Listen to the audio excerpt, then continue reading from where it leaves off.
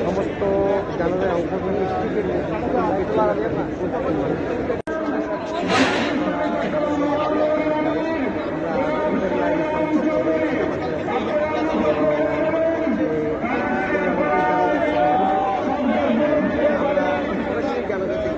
আবারও লাইভে সংযুক্ত হয়েছে।